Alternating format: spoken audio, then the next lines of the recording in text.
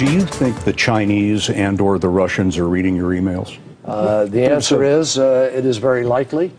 It is not without, outside the realm of possibility, and we know that they have attacked a number of American interests over the course of the last days. It's very likely that your emails are being read? It's very possible.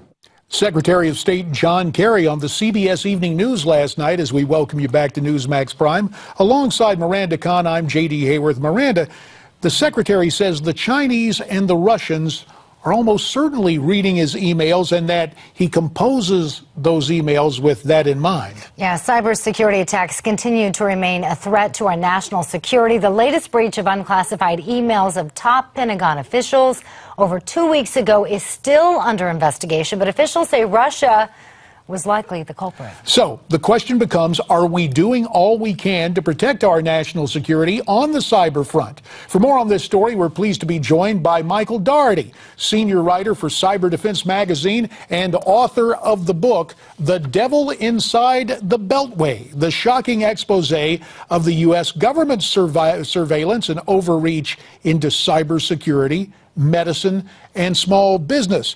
Michael, it's good to have you today, and I got to tell you, our government may be involved in overreach, but mercy, the Chinese and the Russians getting access to Secretary Kerry's emails? Do you think that's the case?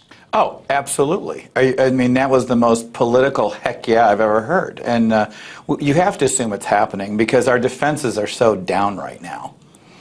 Michael, so you're saying our defenses are down. Obviously, you mean we're not doing enough to ensure our national security systems are secure. So what should we be doing?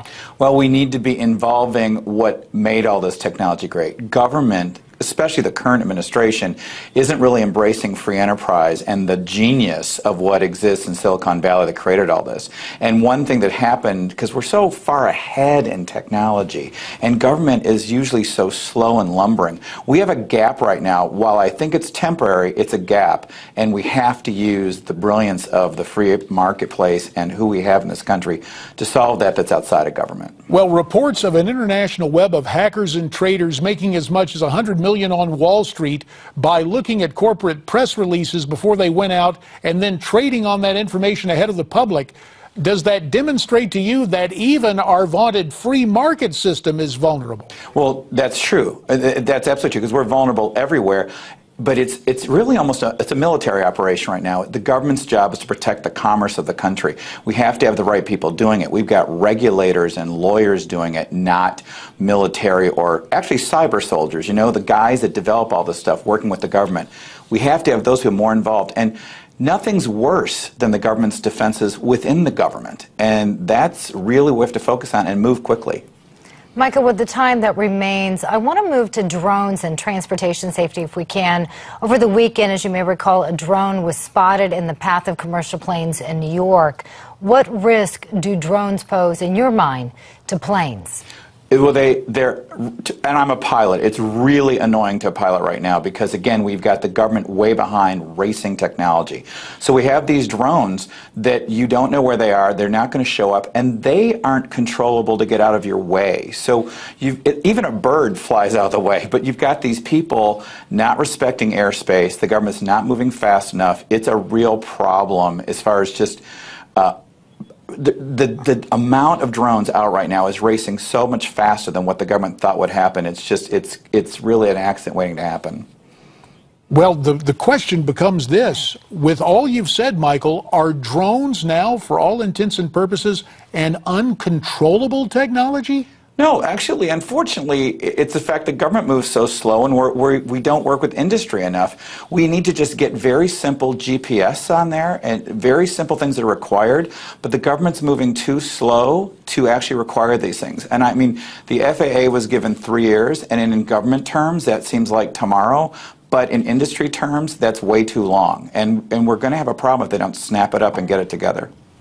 I want to talk real quickly about the electronic car Tesla has one of the most secure computer systems in place, yet a company, after 2 years of trying, has now successfully hacked into Tesla's systems controlling things like the power function. Are we ever going to be able to manufacture technology at the pace in which it's getting hacked? Everything you keep saying says we're behind. And about 30 seconds to answer this question, please, sir. We are behind, but I was just at DEF CON in Las Vegas, and they hacked Tesla. And Tesla was thankful for everyone working together to close loops. It's normal to have things imperfect, but we have to work together to get them more perfect before they get out to market these days. Fair enough. We will have to leave it there. Michael Daugherty, the author of the book, The Devil Inside the Beltway, the shocking expose of the U.S. government's surveillance and overreach into cybersecurity, medicine, and small business. Next time we have you on, Michael, we'll talk about that overreach. You heard what Michael had to say about drones and about hacking. What do you have to say? Why don't you send us your comments at this particular page, newsmaxtv.com/comments. We're coming back with more after this.